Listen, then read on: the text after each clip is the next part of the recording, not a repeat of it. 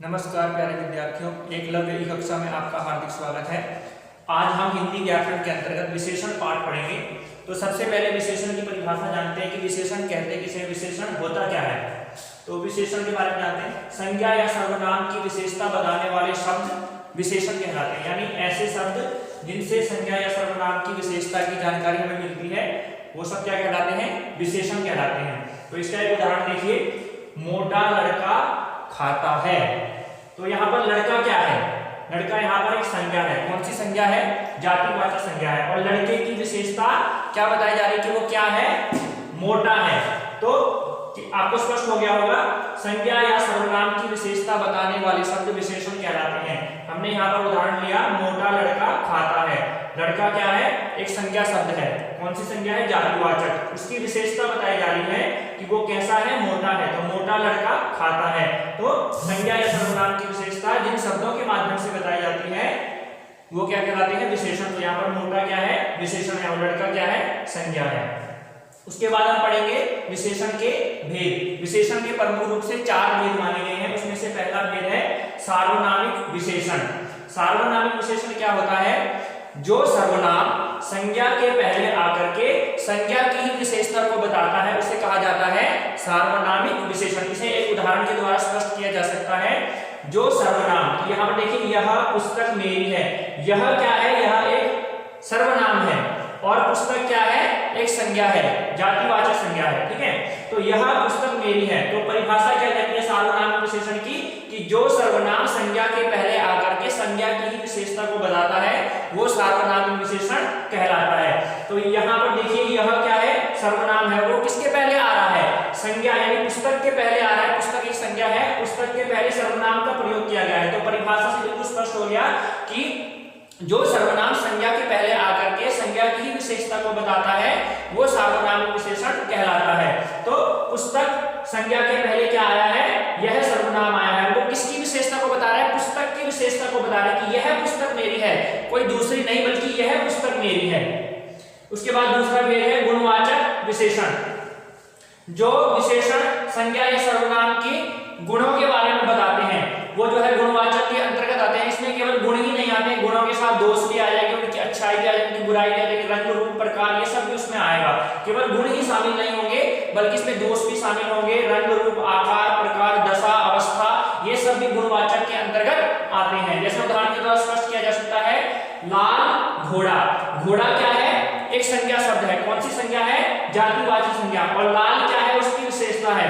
मतलब जो घोड़ा कैसे रंग का है, लाल रंग का है। तो जिसमें रंग रूप की जानकारी दी जाती है, गुण की जानकारी दी जाती है, अच्छा है, बुरा है, या अवस्था, दशा, इन सब की जानकारी जिसमें दी जाती है वो सब गुणवाचक के अंतर्गत आते हैं। इसी का एक दूसरा उदाहरण भी है, अच्छा लड़का।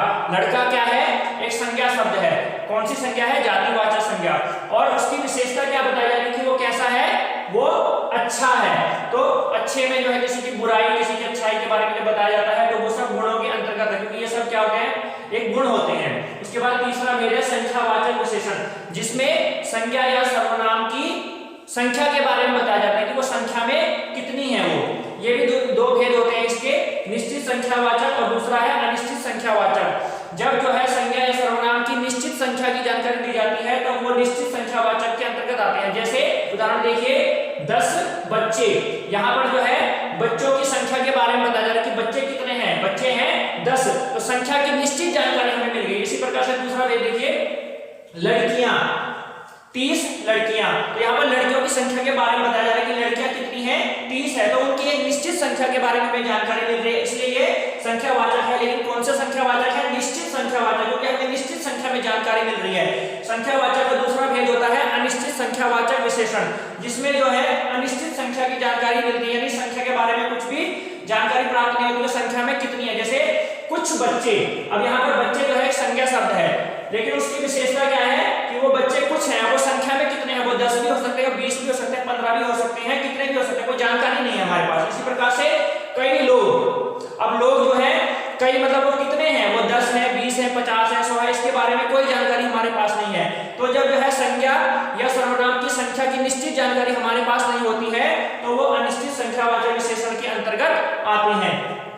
इसी प्रकार से हम जो है तीसरा भेद हमने पढ़ लिया था। चौथा भेद पढ़ते हैं परिमाणवाचक विशेषण।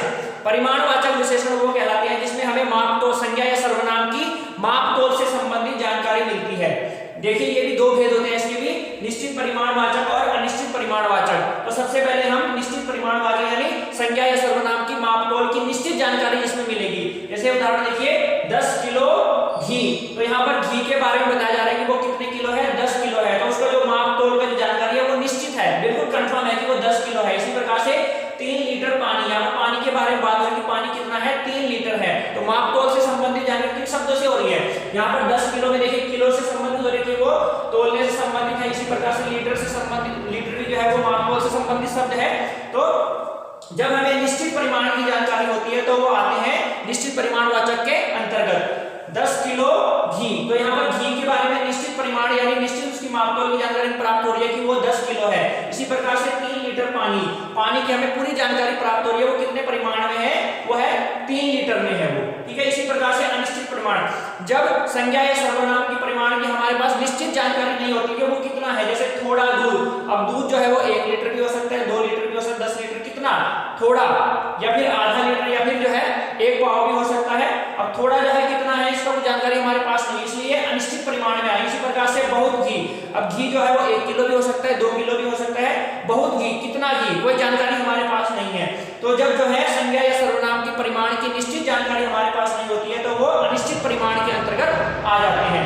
तो ये आज आपने जो है विशेषण पाठ पढ़ा, कल जो है नए पाठ के साथ मिलते हैं। आज के लिए इतना ही, धन्यवाद।